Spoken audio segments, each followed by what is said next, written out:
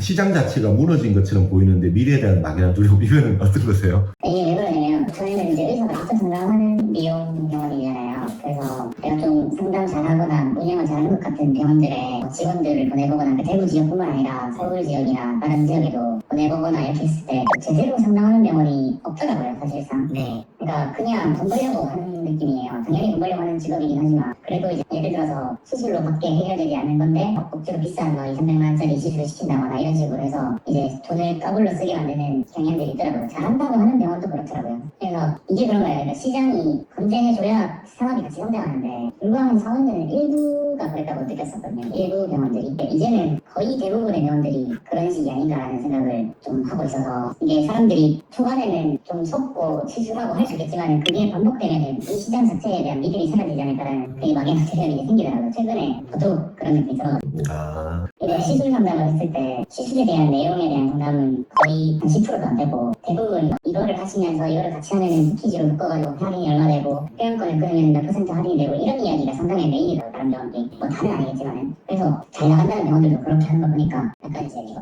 시장 자체가 이상이 아닐까 좀 그런 거. 네, 맞습니다, 원장님. 정확하게 보신 것 같고요. 저도 그 부분을 요즘 좀 많이 느끼고 있습니다. 저도 컨설턴트로서도 그런 부분이 고민되지만 사실 저도 환자 입장에서도 보면 좀 고민이 되죠. 그리고 대구도 있고 부산도 있고 서울도 있잖아요. 그래서 서울의 병원들을 일부러 저도 진료를 받으러 가봅니다. 그러면 방금 원장님 말씀하신 확실한 업셀링 그리고 크로셀링 뭐 이런 거에 대해서 객단가를 되게 높이려고 하는 병원 상담 스킬들이 많이 작용되고요. 그거 이제 눈에 뻔히 보이죠. 그리고 원장님은 거의 볼 수 없고 원장님은 유명인일수록 더 볼 수 없죠. 1분 보면 많이 보고 막 이렇습니다. 그리고 팔로우 과정에서도 거의 못 보게 되는 경우도 많고요. 뭘 물어봤을 때도 직원이 많이 대답을 하게 되는 경우도 많죠. 직원이 그리고 뭐 그게 라이센스가 이제 간호사인지 아닌지는 모르겠습니다만 뭐 가운도 이제 우리 흰색 가운 입고 이러니까 그 느낌도 전문세 줘서 그렇게 하지 않습니까? 이제 그런 게 과연 옳은가 틀린 건가에 대한 문제는 조금 해석의 여지는 있죠. 맞죠? 근데 어느 선을 잘 지켜야 되는 문제가 있는데 한마디로 이런 것 같습니다. 이게 이제 재수의 딜레마라고 혹시 들어보셨어요?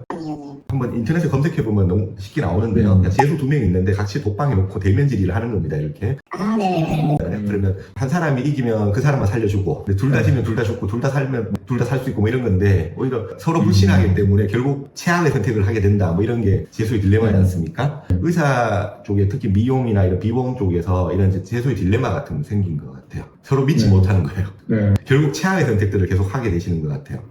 그래서 그런 것 같은데 근데 그러면 이제 이런 상황에서 나도 그러면 거기에 막 같이 들어가야 되느냐 말아야 되느냐 이런 고민들이 있을 수 있잖아요. 근데 의사 선생님들은 제가 볼 때 조금은 그래도 다를 수 있지 않나 생각은 들어요. 왜냐하면 개인의 어떤 신념이라는 게 존재하실 것 같거든요. 뭐라고 해도 나는 수익적으로도 굉장히 좋아야 되고 그 기대도 있었지만 그래도 환자에 대해서 내가 생각하는 기본적인 의사로서 양심과 도림이 있잖아요. 나의 진료 철학이라는 게 존재하지 않습니까? 그거에 따라서 움직이는 거고 그게 이제 어떤 병원의 수익적인 메커니즘에 작동할 때 어떻게 병원을 운영시키는가에 대한 거는 또 그거에 따라서 조금 형태가 달라지는 것 같은데 서울은 좀 그게 좀 더 계산적으로 움직이는 것 같고 아직 지방은 덜한 것 같고 이런 것 같아요. 그래서 그거에 대해서는 좀 두 가지를 분리해서 생각할 필요는 있을 것 같습니다. 의사의 양심, 도덕, 신념, 철학, 진료 철학에 대한 부분은 또 있고요. 그거를 운영에 반영하는 부분은 그거에 따라서 어떻게 또 반영하는가에 대한 부분을 좀 나눠서 생각해 보시면 좋을 것 같고 그래서 우선 앞에 게 서야 되죠. 나는 어떤 진료를 할 거다라는 건 원장님 세워놓고요. 그거는 직원들한테도 교육을 해야 되고 환자들한테도 충분히 설명할 수 있는 여러 가지 설명 영상이나 교육 자료나 유튜브라든지 뭐가 됐든 그거는 자꾸 설명을 하실 수 있게 해야 됩니다. 노출을 시켜요. 그래야 사람들이 이 원장님이 어떤 생각을 가지고 있는가는 되게 중요시 생각합니다. 그게 먼저 생각을 환자들이 인지하고 나면 최소한 어느 정도 알게 되면 두 번째 문제에 대해서 이해를 하거나 아니면 그러니까 예를 들어 너무 상업적으로 왔을 때도 이해할 수 있고요. 너무 못하면 조금 그래 하라고 얘기할 수도 있어요. 그 다음 문제 같아요.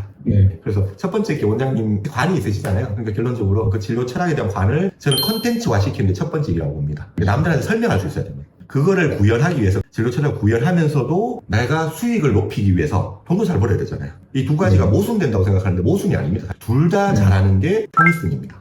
모든 창의적 물건들은 보통 모순에서 나왔습니다. 진료 철학을 지키면서도 수익을 높이면서도 환자한테 좋은 가치를 주는 이런 가장 좋은 운영 방식은 뭘까를 생각하는 겁니다. 네. 그래서 환자를 짧게 본다, 의사가 상담한다 안 한다는 그 다음 얘기입니다. 맞죠? 그거를 네. 상담을 해도 되고 안 해도 되는데 나는 상담을 할 거야 대한 시간이 부족하니까 그러면 이거를 빠르게 잘 효과적으로 환자한테 경험을 주면서 할 수 있는 방법 뭘까를 고민하다 보면 또 방법이 나옵니다. 네. 끝단의 방법들 놓고 이게 올라 저게 올라라고 생각해버리면 답이 안 나오고요. 원초적인 것부터 생각한 다음에 모순된 여러 가지들을 같이 놓고 그걸 다 이루기 위한 방법을 찾다 보면 그 방법이라는 게 보통요. 저하고 얘기해서 구체적으로 찾아도 되고요. 책을 읽어도 많이 나옵니다. 남들도 그래 하거든요.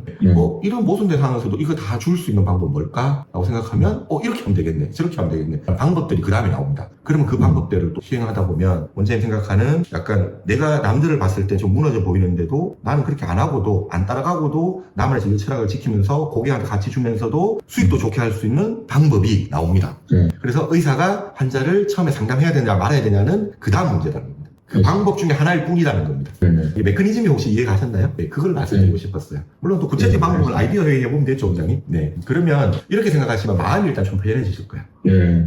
어떻게 해결되신 것 같으세요? 마음이 이렇게. 어쨌든 뭐 어떻게든 해결방법이 있다고 생각하기 때문에 네, 그렇죠. 그래서 끝단 놓고 얘기하시는 원장님들 되게 많으세요. 실증적인 분들이라서. 근데 그러면 답이 오히려 더 헷갈립니다. 앞쪽부터 생각하시는 거.